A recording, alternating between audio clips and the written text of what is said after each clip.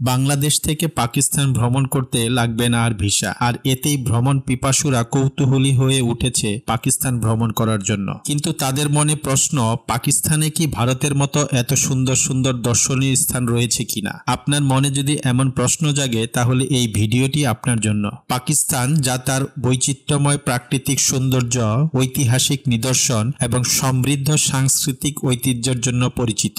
সোয়াতের সবুজ উপত্যকা থেকে শুরু করে লাহোরের মুঘল স্থাপত্য, কারাকোরাম হাইওয়ের অপূর্ব দৃশ্য থেকে করাচির বর্ণময় জীবনযাত্রা, পাকিস্তানের প্রতিটি কোণেই লুকিয়ে আছে অনন্য আকর্ষণ। সমাকুলের আজকের এই ভিডিওতে আমরা আপনাদের সাথে শেয়ার করব দর্শনীয় স্থানগুলি, কিভাবে বাংলাদেশ থেকে পাকিস্তানে ভ্রমণ করতে পারবেন, কত টাকা লাগবে ইত্যাদি। সুতরাং ভিডিওটি না টেনে আমাদের সাথে থাকুন এবং দেখুন পাকিস্তানের অসাধারণ সব দর্শনীয় স্থানসমূহ।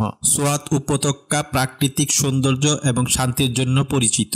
এটি পাকিস্তানের সুইজারল্যান্ড নামে পরিচিত এবং এর চারপাশে সবুজ পাহাড়, নদী এবং সরোবরের সৌন্দর্য উপভোগ করতে এখানে প্রচুর পর্যটক ভিড় করে প্রতি বছর। কারাকোরাম হাইওয়ে, এটি বিশ্বের সর্বোচ্চ পেভড ইন্টারন্যাশনাল রোড, যা পাকিস্তান ও চীনকে সংযুক্ত করে। পথে অসাধারণ পর্বতশ্রেণী ও গ্লেসিয়ার দেখা যায়, যা হিমালয় ও কারাকোরাম রেঞ্জের সৌন্দর্য প্রদর্শন করে। হুঞ্জা উপত্যকা উত্তরাঞ্চলে অবস্থিত এবং এখানকার প্রাকৃতিক সৌন্দর্য পর্যটকদের মুগ্ধ করে। এখানে রয়েছে প্রাচীন দুর্গ, হিমবাহ এবং সুন্দর গ্রাম। বাদশাহী মসজিদ, লাহোরে অবস্থিত বাদশাহী মসজিদ মুঘল স্থাপত্যের একটি অসাধারণ নিদর্শন। এটি বিশ্বের অন্যতম বৃহত্তম মসজিদ এবং এর বিশাল আঙ্গিনায় একই সাথে অনেক মানুষ প্রার্থনা করতে পারে। মহেঞ্জোদারো সিন্ধু সভ্যতার একটি প্রাচীন শহর এবং এটি বিশ্বের অন্যতম পুরাতন সভ্যতার নিদর্শন। এখানকার প্রত্নতাত্ত্বিক নিদর্শনগুলি দর্শকদের প্রাচীন সভ্যতার সাথে পরিচিত করে তোলে।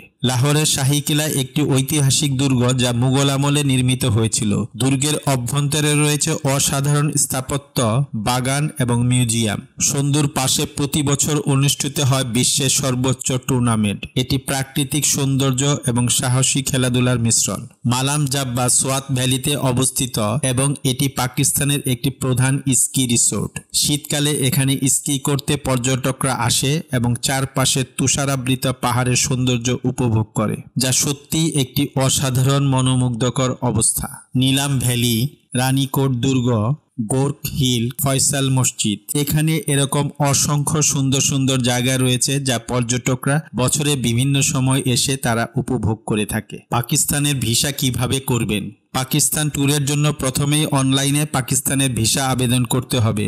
ঘরে বসে অথবা যে কোনো কম্পিউটার দোকানের মাধ্যমে এই আবেদন করতে পারবে। তবে সম্প্রতি পাকিস্তানের হাই কমিশনার নিশ্চিত করেছেন যে বাংলাদেশ থেকে পাকিস্তান ভ্রমণ করতে লাগবে না আর কোনো ভিসা। ঢাকা থেকে পাকিস্তানের বিভিন্ন শহরে সরাসরি এবং সংযোগকারী ফ্লাইট পাওয়া যায়। সাধারণত ঢাকা থেকে লাহোর, ইসলামাবাদ এবং করাচির মতো প্রধান শহরগুলিতে সরাসরি ফ্লাইট রয়েছে। Biman Bangladesh airlines, Pakistan international airlines, Qatar airways এবং আমিরাটস জনপ্রিয় এয়ারলাইন্সের মাধ্যমে আমরা পাকিস্তান যেতে পারবো। বাংলাদেশ থেকে পাকিস্তানে বিমানে যেতে সময় লাগে 3 থেকে 5 ঘন্টা। বাংলাদেশের রাজধানী ঢাকা থেকে পাকিস্তানের রাজধানী ইসলামাবাদের দূরত্ব 2204 কিলোমিটার। ঢাকা থেকে পাকিস্তানের বিমান ভাড়া কত? খরচ একটু কমের মধ্যে রাখতে চাইলে প্রথমে আমরা পাকিস্তানের লাহোরে যাব, কারণ ইসলামাবাদ এবং করাচির ভাড়া বেশি। Dhaka to Lahore round ticket এর দাম প্রায় 42 থেকে 45 হাজার টাকা। আপনার সুবিধা মতো কম খরচের একটা এয়ারলাইন্সের টিকিট বুক করে নেবেন। এভাবে বিমানযোগে পৌঁছাতে হবে লাহোরে। লাহোর থেকে বাসে করে যেতে হবে রাজধানী ইসলামাবাদে। লাহোর এয়ারপোর্ট থেকে বেরিয়ে ট্যাক্সি অথবা অন্য কিছু ভাড়া নিয়ে চলে যাবেন সিটি বাস স্টেশনে। লাহোর টু ইসলামাবাদ রুটের যে কোনো একটি বাসে উঠে 5 ঘন্টা জার্নি করে চলে আসবেন ইসলামাবাদ, আর এতে খরচ পড়বে প্রায় 1000 টাকার মতো। ইসলামাবাদ বিশ্বের দ্বিতীয় সুন্দরতম রাজধানী, তাই চাইলে কয়েকদিন সেখানে অবস্থান করে ঘুরে দেখতে পারেন অত্যন্ত সুন্দর এবং আধুনিক এই শহরটিকে। প্রথমে বলে রাখি, পাকিস্তানে থাকা, খাওয়া এবং অভ্যন্তরীণ যাতায়াত খরচ বাংলাদেশের মতোই বা এর চেয়েও কম, তাই আপনি সেখানে যতদিনই থাকুন তাতে খরচ তেমন বাড়বে না। মূল খরচটাই হলো বিমান ভাড়া। ঢাকা টু লাহোর বিমান ভাড়া প্রায় 41 থেকে 45 হাজার টাকা। লাহোর টু ইসলামাবাদ আসা যাওয়া বাস ভাড়া 2000 টাকা। তো এখানে খরচ হচ্ছে প্রায় 46 40 থেকে 50 হাজার টাকার মতো। ধরুন পাকিস্তানে 15 থেকে 20 দিন অবস্থান করলে হোটেল বিল, খাবার, যাতায়াত, ঘোরাঘুরিতে খরচ করলেন আরো 15 থেকে 25 হাজার টাকা। তাহলে সব মিলিয়ে টোটাল খরচ হচ্ছে প্রায় 65 থেকে 70 হাজার টাকার মতো। এটা হচ্ছে সিঙ্গেল একজনের হিসাব, কিন্তু গ্রুপ করে ট্যুরে গেলে খরচ অনেক কমে যাবে। তাই অবশ্যই গ্রুপ হিসাবে 4-5 জন মিলে যাবেন। শুধু নর্থ পাকিস্তানে ঘোরার জায়গার কোনো অভাব নেই, আপনি টানা 1 বছর ধরে ঘুরলেও আপনার স্বাদ মিটবে না। আশা করছি এই ভিডিওটি পাকিস্তানে ভ্রমণ করার জন্য আপনার একটি গাইডলাইন হিসাবে কাজ করবে।